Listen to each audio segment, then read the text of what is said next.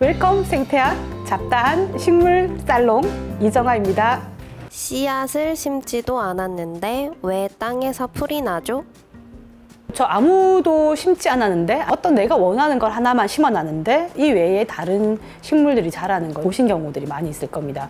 왜 내가 심지 않은 식물들이 나올 수 있었던가 라는 거는 두 가지로 생각을 해볼 수 있습니다. 첫 번째는 어디선가 씨앗이 날아온 경우죠.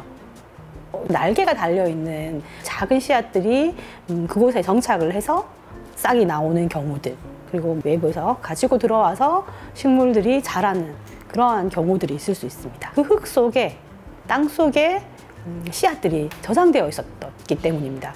학술적으로는 시드뱅크라고 얘기를 합니다. 그렇게 시드뱅크를 형성한다라는 거는 내가 원하는 환경 조건이 될 때까지 기다린다라는 뜻입니다. 수분, 온도, 또 탄소 이런 것들도 충분한 경우들이 되어야지만 싹이 들 수가 있습니다.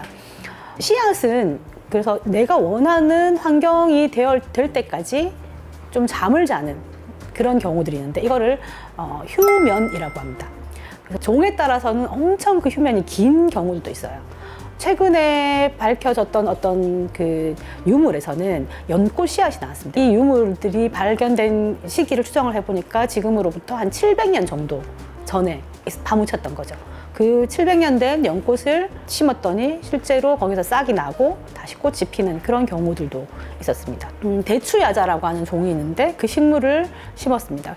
2000년 전에 그 종으로 알려져 있거든요. 실제로 거기서 싹이 나고 꽃이 피고 열매가 맺히는 그런 경우들이 종종 있습니다. 그래서 이 시드뱅크라는 거는 종에 따라서 그렇게 오랜 시간 동안 시드뱅크를 형성하지 못하는 종들도 있지만 아주 오랜 기간 동안 시드뱅크를 형성하는 그러한 종들도 있습니다.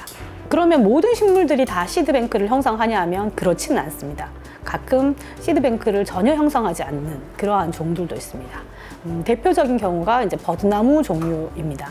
버드나무 종류들은 이른 봄에 그 깃털 같은 솜털 같은 것들이 이렇게 막 날리는 것들을 볼 수 있습니다. 그것이 버드나무 꽃가루라고 많이 알려져 있는데 안에 보면 크게 한 반의 반 정도 크기 정도 되는 아주 작은 씨앗들이 있습니다. 이거를 멀리 퍼뜨리기 위해서 그런 털들을 가지고 있는 거죠. 그런 버드나무 씨앗은 땅속에 시드뱅크를 거의 형성하지 않습니다. 싹이 나올 수 있는 조건이 만들어지지 않으면 거의 대부분은 그 상태로 썩어서 그냥 자연으로 다시 돌아가게 되는 경우들도 있습니다.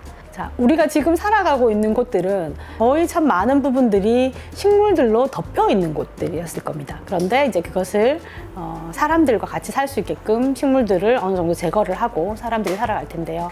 만약에 사람들이 그 공간에서 사라졌다, 없어졌고 하면 그 자리에 어떤 식물들이 대체될 때가 될 수 있을 겁니다.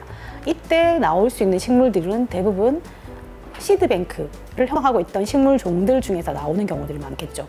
특히 그렇게 나온 종들 중에 숲 지붕층을 형성하는 식물들을 잠재자연식생의 수종이 될 수 있다 이렇게 얘기를 합니다. 예를 들어서 저희가 있는 대구 같은 경우에는 참느릅나무라고 하는 식물 종이 잠재자연식생 수종이 될 가능성이 높습니다.